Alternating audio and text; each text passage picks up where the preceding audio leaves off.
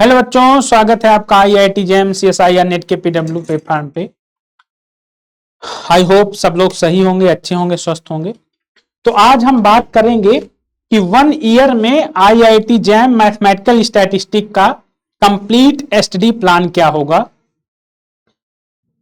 आप में से बहुत सारे लोगों ने अपना प्रिपरेशन स्टार्ट किया होगा और अगले जैम 2027 को फोकस कर रहे होंगे, क्योंकि अभी जस्ट 15 फरवरी को जैम 2026 हुआ है और इसके बाद आप फोकस कर रहे हैं जैम 2027 को, 2027 को। तो उसके लिए आपका स्टडी प्लान क्या होना चाहिए, 1 ईयर स्टडी प्लान क्या होना चाहिए। तो स्टार्ट करते हैं। तो देखो, सबसे पहले जो नेसेसरी चीज है, आप कोई भी एग्जाम की प्रिपरेशन करो, आप कोई भी एग्जाम की आप प्रिपरेशन करिए। बात कर रहे हैं हम 1 ईयर स्टडी प्लान की, IIT जेम MS की।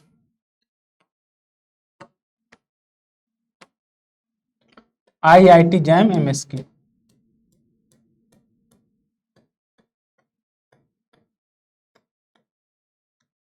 MS मतलब मैथमेटिकल स्टैटिस्टिक्स। आप सबको पता है कि MS मैथमेटिकल स्टैटिस्टिक्स में दो पार्ट आते हैं। एक स्टैट्स का पार्ट होता है, स्टैटिस्टिक, और एक मैथमेटिक्स। जी आप सबको पता है, जो लोग स्टैट्स में जैम की प्रिपरेशन कर रहे होंगे। नहीं पता, ये 75% वेटेज का होता है, ये आपका 25% वेटेज का होता है बेटा। पेपर में 60 क्वेश्चन होते हैं आपके। पेपर 3 सेक्शन में होता है, MCQ, MSQ एंड नाइट। तो ये थोड़ा हम पेपर के बारे में बता रहे हैं। अब मेरी बात को ध्यान से समझना, बहुत गौर से। आप कोई भी प्रिपरेशन स्टार्ट करिए, सबसे पहला टारगेट होता है बेटा, आप उसका सिलेबस डाउनलोड करिए, उस एग्जाम का सिलेबस आप डाउनलोड करिए। दूसरा इंपॉर्टेंट चीज होता है 10 साल के, 10 ईयर के, जैसे 2017 से लेके या 16 से लेके 2026, ये PYQ आप देखिए, 10 ईयर का PYQ आप देखिए, इनका प्रिंट ले लीजिए, इनका प्रिंट अपने पास रखिए। तो जैसे आप जैम की प्रिपरेशन कर रहे हैं, तो ये दो चीज प्रिपरेशन स्टार्ट करने से पहले अपने पास, आपके पास ये होने चाहिए, 10 ईयर PYQ और जैम का सिलेबस। अब एक साल के अंदर कैसे इस प्रिपरेशन को हम इतना अच्छा करें, 1 ईयर में हम लोग कैसे प्रिपरेशन को करें कि हमारा रैंक जो है ये अंडर 10 आ जाए।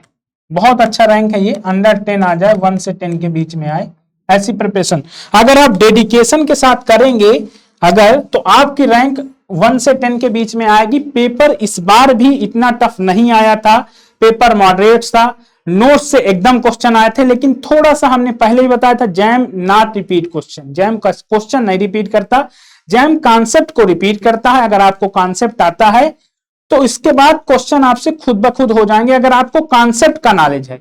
अगर आपको कॉन्सेप्ट का नॉलेज नहीं है तो क्वेश्चन नहीं होते जैम में, कभी किसी भी एग्जाम में नहीं होंगे, क्योंकि जैम में क्वेश्चन चेंज होते हैं, डिक्टो बुक का क्वेश्चन कभी नहीं आता। तो अगर हम 1 ईयर की बात करते हैं बेटा, तो 1 ईयर मतलब आपके पास 365 डेज,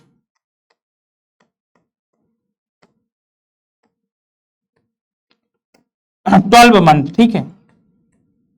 अगर आप स्टार्ट कर रहे हैं अभी से, तो आपका पेपर अप्रोक्सीमेट वही फरवरी 1st या 2nd वीक होता है। जैम का जो पेपर होता है बेटा, ये फरवरी के मंथ में 1st या 2nd वीक होता है, 1st या 2nd वीक को होता है हमेशा। ये हमेशा ऐसे ही, या तो आपका 10 फरवरी, या तो 8 फरवरी, या तो 15 फरवरी, ऐसे 1st या 2nd वीक को होता है। तो अब जैम जो 2027 है वो 1st या 2nd वीक को फरवरी के होगा, ये श्योर है, उसी में वो डेट निकालेंगे, ठीक है। चलो अब देखो, जैसे हमारा बैच है वो 23 फरवरी से स्टार्ट, लाइव बैच आपका 23 फरवरी से स्टार्ट। तो अगर आप 23 फरवरी से स्टार्ट करते हैं अपनी प्रिपरेशन को, और आपका एग्जाम मान लो इस बार 15 फरवरी था, तो मान लो मैं कहता हूं 10 फरवरी को मिला, तो मोटा मोटा 1 ईयर आपको मिल रहा है, कुछ डेज कम है 1 ईयर में, क्योंकि 23 फरवरी से 10 फरवरी के बीच में कुछ डेज कम है, लेकिन मोटा मोटा 1 ईयर मिल रहा है, ठीक है। सपोज करो आपका एग्जाम जो है ये 10 फरवरी को, सपोज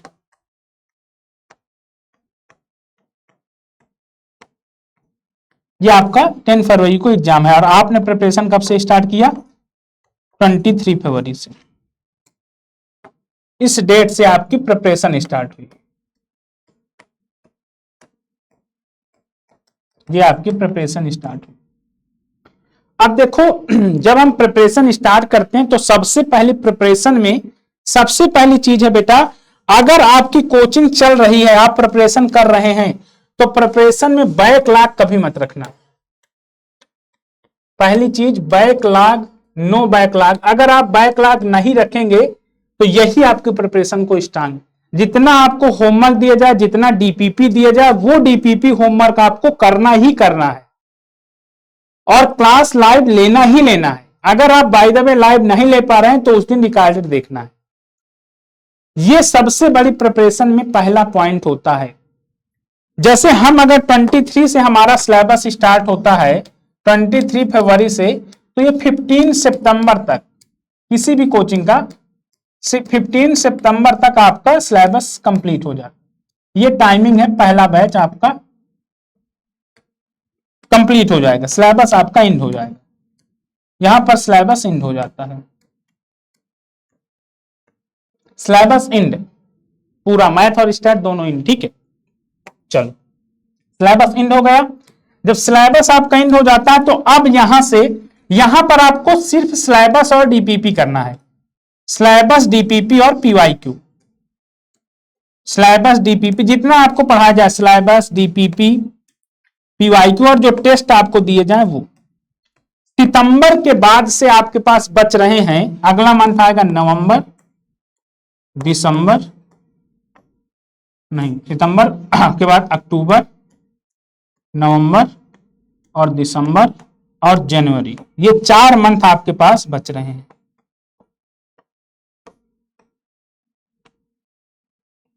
ठीक है, ये 4 मंथ आपके पास बच रहे हैं। ये 4, यहां तक तो आपने सिलेबस देखा, पीवाईक्यू देखा। अब ये 4 मंथ में सबसे जो इंपॉर्टेंट है, ये 4 मंथ ही इंपॉर्टेंट होते हैं। अब इन 4 मंथ में आपको क्या करना है? जैसे आपका सिलेबस कंप्लीट होता है, टेस्ट सीरीज लॉन्च हो जाती है हमेशा।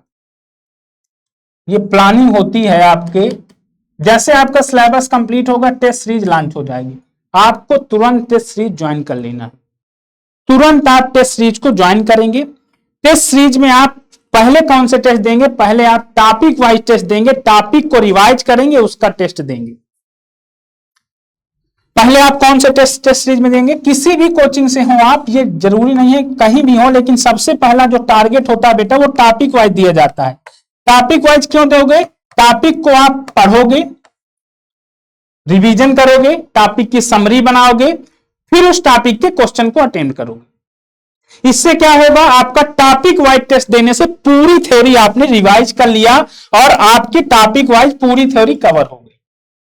अब इसके बाद आप 2 टॉपिक वाइज के बाद 2 एफएलटी प्लस एक पीवाईक्यू, ऐसे ही आते हैं हमेशा सीरीज, एफएलटी और पीवाईक्यू। अब आप स्टार्टिंग के बेटा 2 मंथ, अक्टूबर, नवंबर, दिसंबर, ये इस मंथ में टेस्ट सीरीज देना है और आपको रिवाइज करना है। Test series revision, test series revision, सिर्फ टेस्ट सीरीज और रिवीजन चलेगा। टेस्ट सीरीज और रिवीजन। दिसंबर या जनवरी 15 तक आपकी टेस्ट सीरीज एंड हो जाती है किसी भी कोचिंग की। जनवरी 15 तक आपकी कोई भी टेस्ट सीरीज एंड हो जाती है हमेशा। 15 जनवरी तक टेस्ट सीरीज एंड हो जाएगी। अब इसके बाद आपको शार्ट नोट खुद, पहले तो आप शार्ट नोट बनाए, फिर 15 जनवरी के बाद शार्ट नोट लिखो, क्या कहां से क्वेश्चन कितना आ रहा है। और सबसे पहले प्रिपरेशन स्टार्ट करने से पहले बेटा आपको वेटेज जानना जरूरी होता है। वेटेज भी देखते हैं कि किस चैप्टर का वेटेज कितना होता है। जैसे आपका मैथ में मैट्रिक्स थ्योरी आना ही आना, स्टार्ट से मैट्रिक्स थ्योरी का वेटेज हाई रहेगा। इसके पीछे रीजन यह है कि आप जब जैम के थ्रू मास्टर करते हैं तो वहां मल्टीवेरिएट पढ़ाया जाता है और मल्टीवेरिएट में मैट्रिक्स थ्योरी और मैट्रिक्स थ्योरी भी पढ़ाई जाती है वहां। इसलिए मैट्रिक्स थ्योरी का वेटेज मैथ में आपके ज्यादा ही रहना है। वेटेज ज्यादा होने के इसीलिए उसमें आपके सिलेबस में जो चेंज किया गया पॉजिटिव डिफिनिट, नेगेटिव डिफिनिट, क्यों? क्योंकि ये आपके यूज में है। मल्टीवेरिएट जब आप एनालिसिस पढ़ते हैं तो ये सब आपको पढ़ना पड़ेगा, इसलिए वो आपके सिलेबस में ऐड किया गया। इसके पीछे लॉजिक होता है, ऐसे नहीं कि मुंह उठा ऐड कर दिया, ऐसे नहीं। हर एक चीज को ऐड करने का, मैथ में वो चीज ऐड करने का, क्योंकि वहां जो स्टूडेंट जा रहे हैं उनका बेस बहुत गिर रहा है। आईआईटी में स्टूडेंट नहीं कवर कर पा रहे हैं प्रोफेसर की क्लास। जब प्रोफेसर की क्लास नहीं कवर कर रहा है, उनको बैक मिल रहा है, तो वहां इसलिए उन्होंने अपने सिलेबस को इंप्रूव किया कि सिलेबस इंप्रूव होगा तो जो बच्चे सिलेक्ट होंगे तो उनको नॉलेज होगा, नॉलेज होगा तो यहाँ ये सर्वाइव कर पाएंगे आईआईटी में।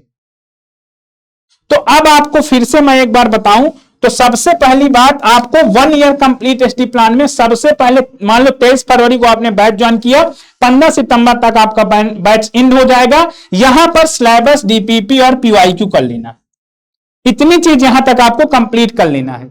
इसके बाद आती है test series. Test series join करना है, अक्टूबर नवंबर दिसंबर टेस्ट सीरीज देना है, रिवीजन करना है, test series revision, test series revision. जनवरी 15 जनवरी तक टेस्ट सीरीज एंड होती है। जनवरी के बाद आप रिवाइज करेंगे खुद के, और जो पीआईक्यू देखो, शॉर्ट नोट्स और बनाओ।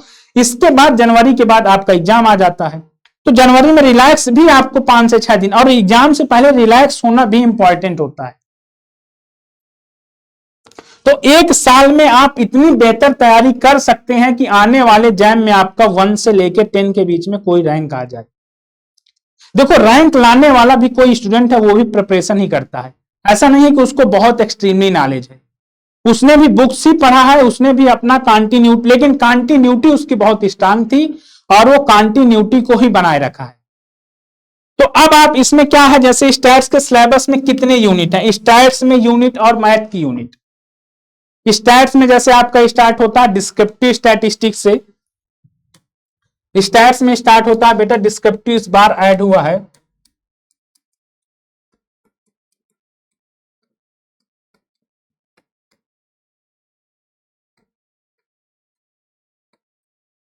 डिस्क्रिप्टिव स्टैटिस्टिक्स से, डिस्क्रिप्टिव स्टैटिस्टिक के बाद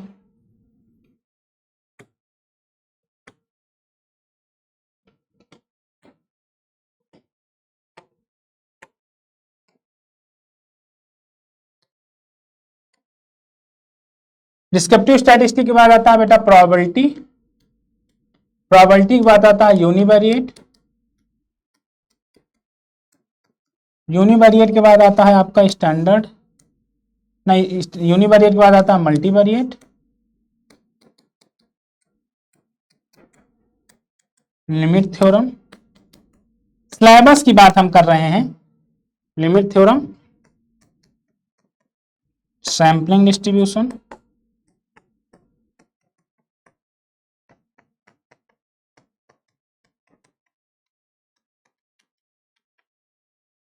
सैंपलिंग डिस्ट्रीब्यूशन की बात आता है एस्टिमेशन,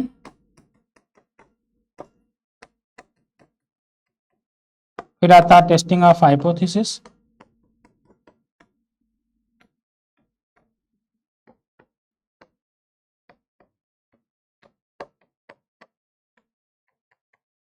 फिर आता है नॉन पैरामेट्रिक और स्टोकास्टिक। अभी ये ऐड हुए हैं स्टोकास्टिक एंड नॉन पैरा। इतना यूनिट आपके सिलेबस में है। अब इस यूनिवेरिएट में ही आपके स्टैंडर्ड डिस्ट्रीब्यूशन आ जाते हैं बेटा। सिलेबस में देखिएगा आप स्टैंडर्ड डिस्ट्रीब्यूशन, और इस मल्टीवेरिएट में ही स्टैंडर्ड मल्टीवेरिएट डिस्ट्रीब्यूशन आ,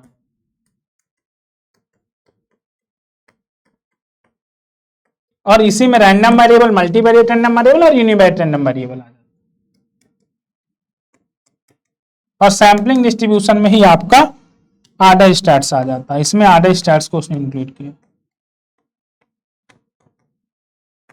तो इतना यूनिट स्टैट्स में, किसकी है, स्टैट्स की, ये आपकी स्टैट्स की यूनिट। सिलेबस कोई ज्यादा नहीं है, अगर आप सही से प्रिपरेशन करेंगे तो सही से प्रिपरेशन करने वाले के लिए सिलेबस कोई ज्यादा नहीं। आपको ऐसे प्रिपरेशन कराई जाती। इस बार भी हमने ऐसे जो नए टॉपिक ऐड हुए, स्टोकास्टिक, नॉन पैरामेट्रिक और डिस्क्रिप्टिव, इनमें एक क्वेश्चन नोट से बाहर नहीं आया है। जितना क्वेश्चन कराया गया था वहीं से क्वेश्चन बना है, और उसने वेटेज इस बार ज्यादा रख दिया था, हालांकि क्योंकि नया टॉपिक ऐड था, कोई ये बता नहीं सकता था कितना वेटेज है, कितना आएगा कितना नहीं आएगा, तो उसने इन्फ्लुएंस का वेटेज, जो एस्टिमेशन का वेटेज पहले ज्यादा आता था, उसको ओबीएस से कम करके उसने ऐड किया इसको। ये जो 3 यूनिट ऐड की गई हैं, इन 3 यूनिट को इन्फ्लुएंस का वेटेज यानी घटा है, इन्फ्लुएंस के क्वेश्चन कम करके उसने ये ऐड किया है। इन्फ्लुएंस और यूनिवेरिएट के क्वेश्चन कम किए गए होंगे। आप पेपर देखिए तो उसमें आपको लगेगा कि इन्फ्लुएंस के क्वेश्चन और यूनिवेरिएट के क्वेश्चन कम किए गए हैं। तो मोटा मोटा अगर हम आपको बताएं तो 1 साल में आप बहुत अच्छा प्रिपरेशन कर सकते हैं। लेकिन सबसे पहला इंपॉर्टेंट है, किसी भी प्रिपरेशन को अगर आप करने आ रहे हैं तो कंसिस्टेंसी, कंटिन्यूटी बहुत जरूरी होती है। आप बैकलॉग मत लेके चलिएगा। आप बहुत सारे बच्चे कोचिंग ज्वाइन करने के बाद बोलते हैं कि सर मैंने 6 महीने बाद ज्वाइन किया है। 6 महीने बाद ज्वाइन करने के बाद क्या होगा, लेकिन 6 महीने ज्वाइन करने से पहले जो तुम 6 महीने नहीं ज्वाइन किए, वो बेस आपका क्या है। आप देखो, बहुत सारे बच्चे होते हैं जो अपने बैचलर में बहुत अच्छा पढ़ के आते हैं, तो उनका बेस इतना अच्छा है कि उनको बहुत जल्दी वो नोट्स पढ़ के ही समझ जाएंगे चीजें। अगर आपका बेस नहीं अच्छा है तो आपको आने वाले जैम में बहुत प्रॉब्लम होने वाली है। तो कोचिंग अगर आप बेस के लिए ज्वाइन कर रहे हैं तो आप कोई बैकलॉग मत रखिए, आप पहले ही दिन से कोचिंग को ज्वाइन करिए। जब से बैच स्टार्ट हो रहा है उसी डेट से आप बैच को ज्वाइन करिए। अगर आपका बेस अच्छा है, अगर आपकी स्टैट्स में बीएससी में आपने अच्छा स्टैट्स पढ़ा है, बेस अच्छा है आपका, आप क्वेश्चन पीवाईक्यू के बेस कैसे पता चलेगा अच्छा है, आपने कभी नहीं स्टैट्स कोचिंग किया लेकिन आप पीवाईक्यू के क्वेश्चन सॉल्व कर ले रहे हैं, कम से कम 10 क्वेश्चन आपके बन जा रहे हैं बिना कोचिंग किए, इसका मतलब है कि आपका बेस अच्छा है। जैसे हमारे समय में कोई कोचिंग नहीं थी, विदाउट कोचिंग हम लोगों ने जान निकाला है। तो उस समय हम बीएससी में ही पढ़ते थे, बीएससी में जो थ्योरी क्लास चलती थी जहां प्रोफेसर पढ़ाते थे, तो उनसे नोट्स बनाते थे और जैम के पीवाईक्यू सॉल्व करते थे और वहीं से अपना नोट्स बनाते थे। तो अगर आपका बेस अच्छा है तो आपको प्रॉब्लम नहीं होगी, लेकिन जिसका बेस नहीं अच्छा है उसको पहले ही दिन से डेडिकेशन के साथ लगना पड़ेगा। रीजन क्या है कि बच्चे आते हैं और कहते हैं कि ठीक है देख लेंगे, लाइव क्लास नहीं करेंगे, देख लेंगे, फिर वो इतना बैकलॉग बन जाता है कि वो एक बर्डन हो जाता है, एक बोझ की तरह लगने लगता है। और वो बोझ की तरह क्या होता है कि चलो 2 यूनिट छोड़ देते हैं, 2 यूनिट नहीं आएगी, इससे ज्यादा नहीं आता। और रीजन ये है कि जैम में क्या वेटेज चेंज होता है बेटा, ये आप देखिएगा, वेटेज थोड़ा बहुत तो चेंज करता है। और जब वो वेटेज चेंज करता है और आपने वो यूनिट नहीं पढ़ा और बाय द वे वही यूनिट से क्वेश्चन ज्यादा आ गए, तो आपका पेपर तो कैसा जाने वाला है ये आप जानते हैं। तो इसलिए सबसे इंपॉर्टेंट है कि आप क्यों बर्डन लेके चल रहे हैं, पहले ही दिन से पढ़ना स्टार्ट करो ना। जब से आपने कोचिंग ज्वाइन किया है तब से ही पढ़ना स्टार्ट करो। एक दिन में जितना आपको पढ़ाया गया है उतना ही पढ़ो। अगर आप बैकलॉग लेकर चलोगे तो आपको प्रॉब्लम आने वाले समय में होगी। इस बार ही बहुत सारे बच्चों ने ज्वाइन किया, उनके बैकलॉग बहुत हो रहे थे, तो क्यों कोचिंग ज्वाइन की हो। फिर पहला क्वेश्चन खुद से पूछो, क्या बैकलॉग लेने के लिए कोचिंग ज्वाइन किया हो या वीडियो का 1 साल होने के बाद 5 दिन के अंदर पढ़ने के लिए ज्वाइन किए थे।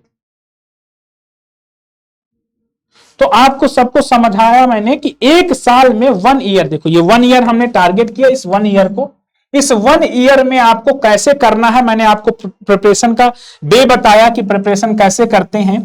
और नोट्स भी बनाना है खुद के। नोट्स यहां से तो मिलेंगे, लेकिन नोट्स अगर सेल्फ स्टडी में नोट्स अगर आप बना रहे हैं, सेल्फ अगर नोट्स आपके बनेंगे तो वो नोट्स आपके एग्जाम में ज्यादा हेल्प करेंगे।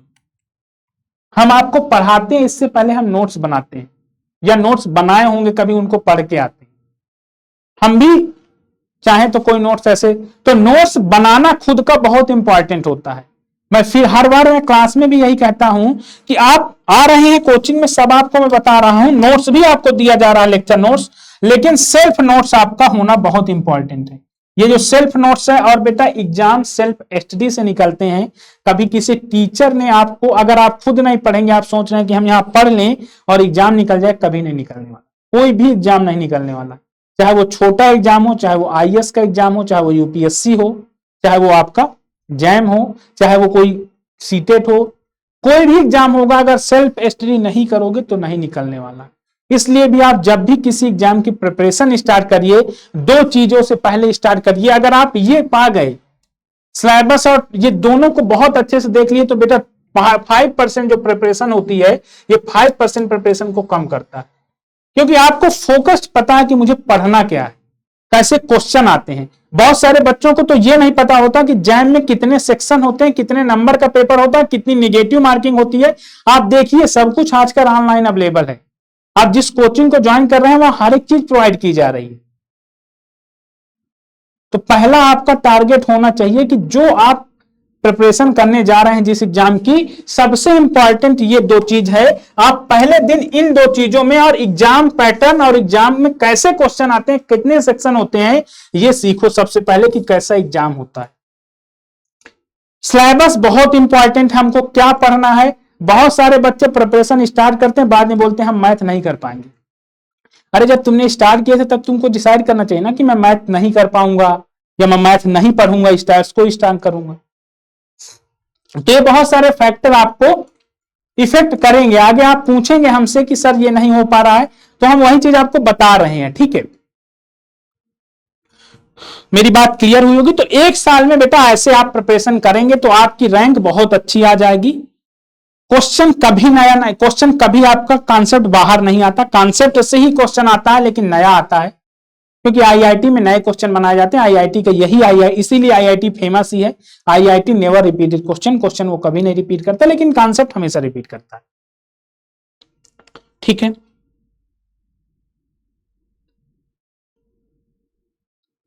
यहीं पर एंड करते हैं। Thank you so much, thank you.